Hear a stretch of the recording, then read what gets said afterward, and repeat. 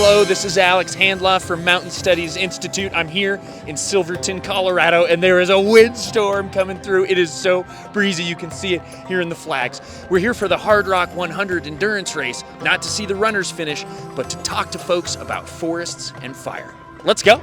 All right, could you tell me your names first? I'm Wayne Peterson. And I'm Roy Myworm. Matt. Regina. Jim Sweat. Helen Payne. What's your guys' experience with wildfire? Well, I've lived close to one down in Arizona that grew to 360,000 acres, so they're pretty devastating. Being born and raised in Durango, I've dealt with a lot of the wildfires. Yeah, I've lived in a lot of places that have had wildfires around it. It's definitely affected like running and trail running. What does a healthy forest mean to you? What is that? Enjoyment, pleasure, going out and experiencing it. A healthy forest does not have a lot of underbrush, and it has healthier trees. Having people still be able to enjoy it. So having trails maintained, but enough untouched nature out there. Yeah. What do you wish you knew more about when it comes to forests and fire?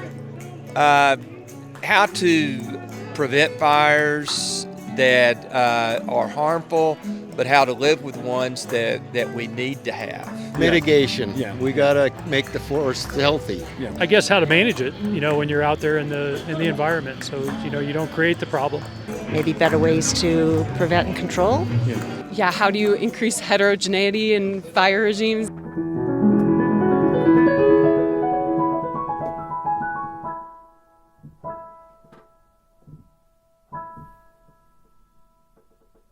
Something that really jumped out for me is this idea of prevention and control, having those fires we want, not having the fires we don't want, and control. Woof, that's a slippery idea, very elusive concept.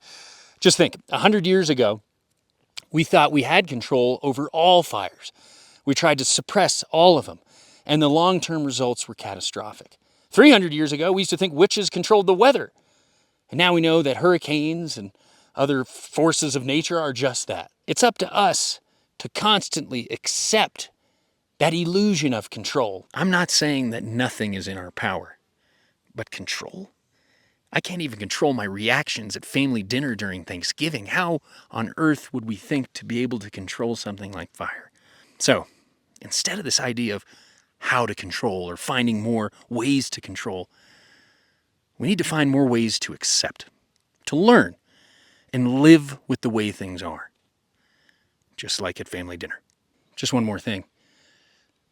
That idea of balance between acceptance and control depends on when and where you are. We live in a world full of differences. Different trees, different flowers, different bugs, different timelines for forest fires, and much, much more. Something called heterogeneity. And it's a good thing we have those differences because they help us react and be resilient to things like insect and disease, drought, climate change, and fire. Now, wherever we find that balance of acceptance and control, and we'll always be looking, it has to promote and support that idea of heterogeneity.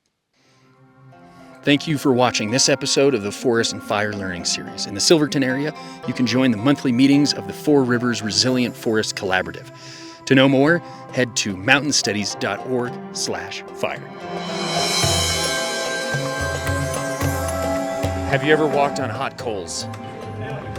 No. What's the highest tree you've climbed? Oh, that's a great question. Is it a great question? I've climbed a lot of trees, but I don't know. If you could be a tree, which tree would you be?